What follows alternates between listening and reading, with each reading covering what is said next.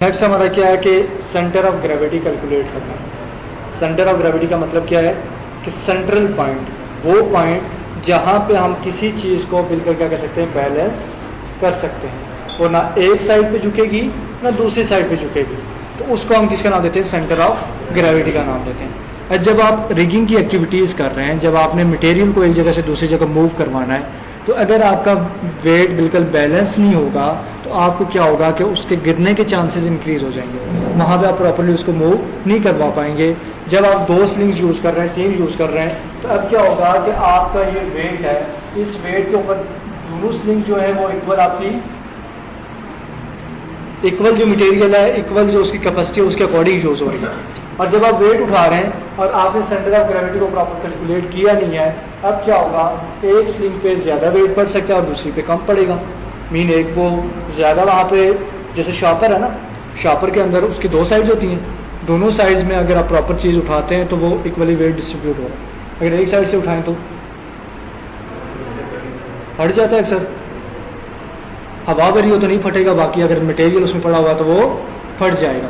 और उसकी रीज़न क्या है, उसकी जो कैपेसिटी थी वो दोनों स्लिंग के अंदर डिस्ट्रीब्यूट हुई थी, उसके ऊपर जब वो बैलेंस था तो वो सही से वेट लिफ्ट कर रहा है। लेकिन जैसे ही आपने उसको क्या कर दिया, इम्बैलेंस कर दिया, तो उसके अंदर वहाँ पे आपको फेलियर देखने को मिला।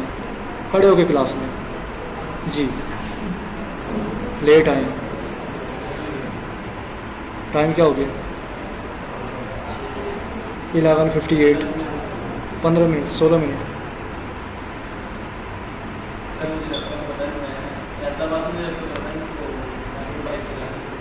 तो 15 मिनट पहले निकलना पड़ेगा, पहले निकलना पड़ेगा, क्लास में टाइम पे आना पड़ेगा। ठीक है, नेक्स्ट टाइम खड़े हो गई होगी फिर। 11:50 से लेट कोई नहीं हो सकता, 5 मिनट रिलैक्सेशन, उससे लेट जो आएगा 51 पे भी। अब इसका मतलब ये नहीं है कि 51 हो गया तो 1 मिनट ही ऊपर है, 1 मिनट ऊपर है तो ऊपर ही है, बस 51 नहीं होना चाहिए। तो इसके अंदर जब हम सेंटर ऑफ ग्रेविटी हमने कैलकुलेट करना होता है तो हमने ऑब्जेक्ट्स को देखना होता है कि हमारे पास जो ऑब्जेक्ट्स हैं वो ऑब्जेक्ट्स कौन से हैं। अगर हमारे पास एक स्फेरिकल ऑब्जेक्ट है जो कि आपका राउंड शेप के अंदर है, तो आपको पता है कि उसका जो सेंटर ऑफ ग्रेविटी है उसको कैलकुलेट करने का वे डिफरेंट होगा। अगर हमारे पास स्फीयर या रेक्टेंगल है तो उसका डिफरेंट होगा।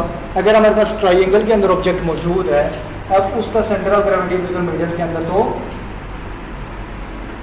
नहीं होगा, क्योंकि नीचे जब देखते हैं तो इसकी क्या है,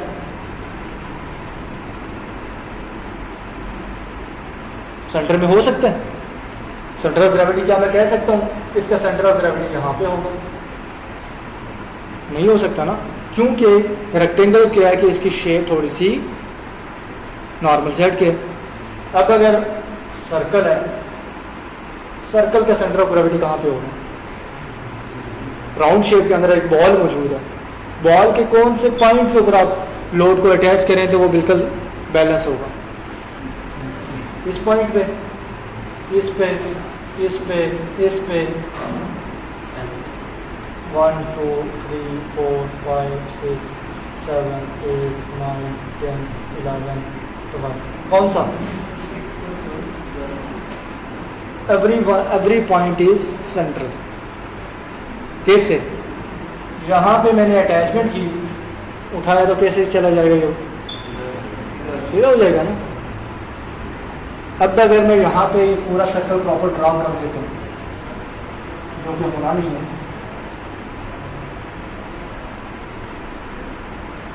अब ये सर्कल आ गया, इस सर्कल को मैं जितना मोड़ दूँ तो क्या ये थोड़ा सा लगेगा कि एक साइड पे झुका हुआ, नहीं ना लगता। घड़ी के अंदर अगर आपके वो डिजिट्स नहीं लिखे हुए, घड़ी को आप जैसे लटका दें तो वहाँ पे सीधी नज़र आती है।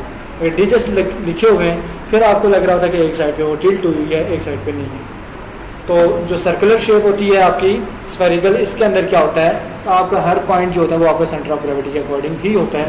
तो उसके अंदर अगर आप 2 भी करेंगे तो वो भी आपके ऑटोमेटिकली सेंटर के अंदर ही आ जाएगा। उसके बाद आपके पास क्या आ जाता है, स्क्वायर आ जाता है,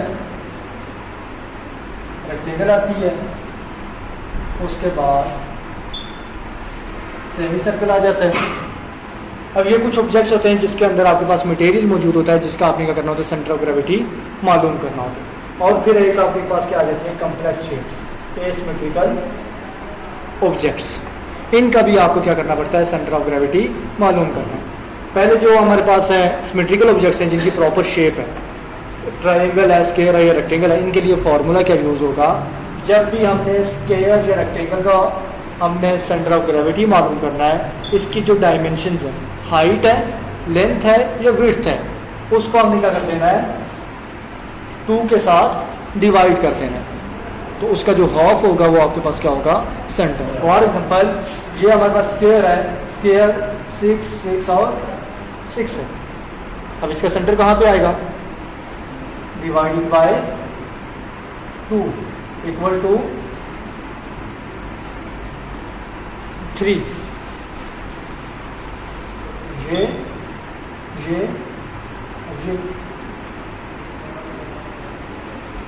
हाफ आ गया। हाफ के अंदर ही इसका क्या हो रहा है, हाफ जैसे ही कर रहे हैं तो ये 2 पार्ट के अंदर इक्वली डिस्ट्रीब्यूट हो रहा है, और वो हमारे पास क्या आ रहा है, इसका सेंटर ऑफ ग्रेविटी। रेक्टेंगल के अंदर भी क्या होता है, इसका भी हाफ आ रहा है, इसका भी हाफ आ रहा है, उसकी जो लेंथ है उसका भी हाफ ले लेंगे। इसके अंदर भी आप क्या कर देंगे, लेंथ को भी आप 2 के साथ डिवाइड कर देंगे, हाइट को भी 2 के साथ डिवाइड कर देंगे, और विड्थ को भी 2 के साथ डिवाइड कर देंगे। तीनों डायमेंशन को जब आप 2 के साथ डिवाइड करेंगे और वो उनका जो हाफ होगा वो उसका क्या आ जाएगा, सेंटर ऑफ ग्रेविटी आ जाएगा।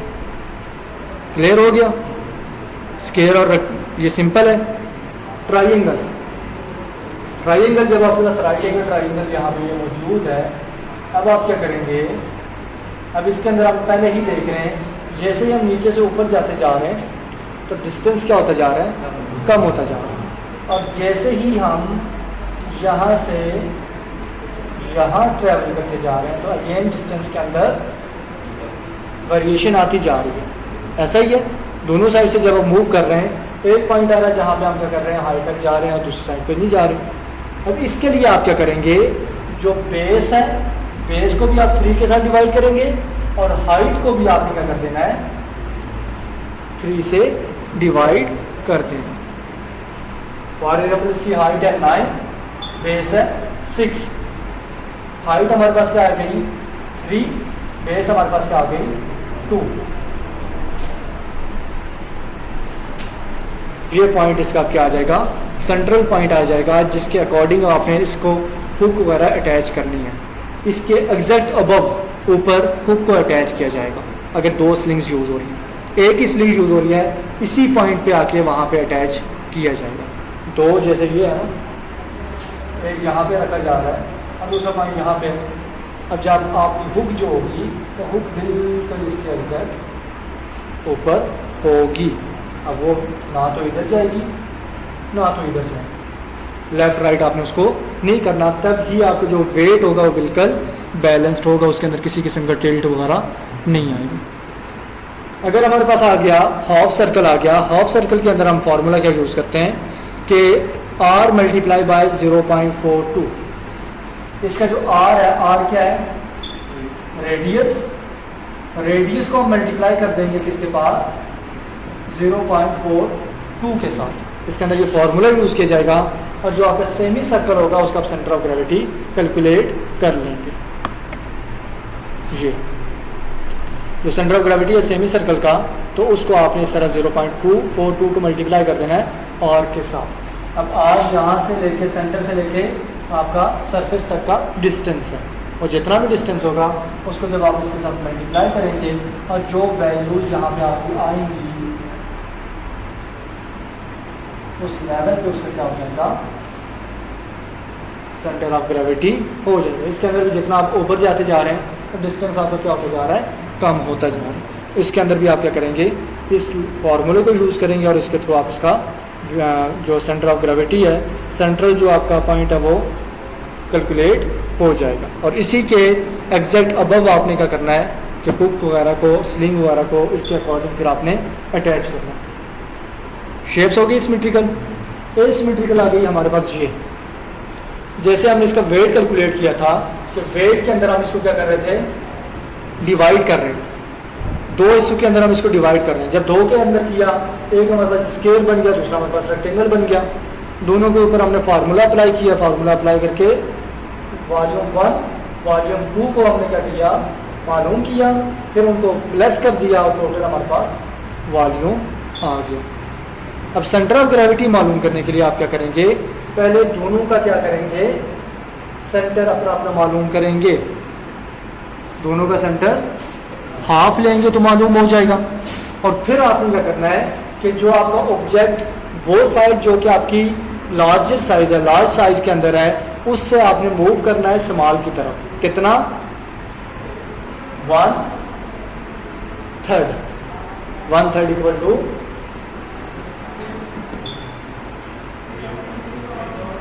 0.33 या 33%।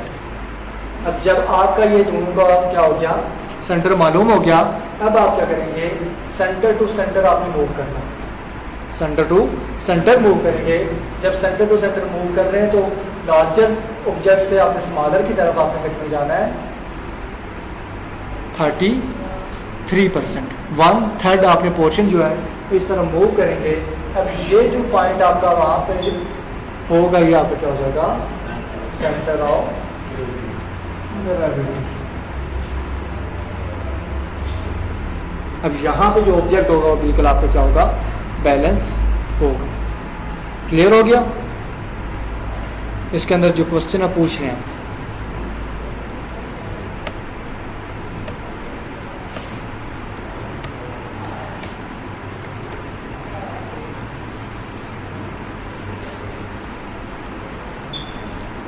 ये पहला आपका सिमेट्रिकल लोड आ रहा है, जिसके अंदर सेंटर ऑफ ग्रेविटी जो होता है रेक्टेंगल का, वो हम इंस्पेक्शन के अंदर h/2 उसकी जितनी भी डायमेंशंस हैं उनका हम क्या कर रहे हैं, ये हाफ ले रहे हैं। और वो हाफ के अकॉर्डिंग हम क्या करते हैं एग्जैक्टली।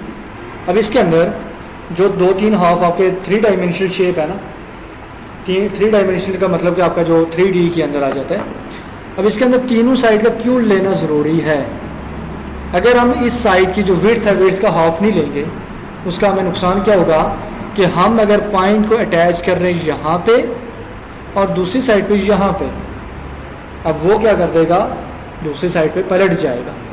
अब हमें यहाँ पे भी क्या करना पड़ेगा, बिल्कुल सेंटर के अंदर पॉइंट को अटैच करना पड़ेगा, स्लिंग्स उसके अकॉर्डिंग अटैच करनी है। और फिर ये सेंटर भी आ गया, उसके अकॉर्डिंग जो आपने वेट को बिल्कुल बैलेंस करना है। और तीनों सेंट्रल पॉइंट्स आपने मालूम करके उसके बाद फिर उनको क्या करना होता है, अटैच करना होता है।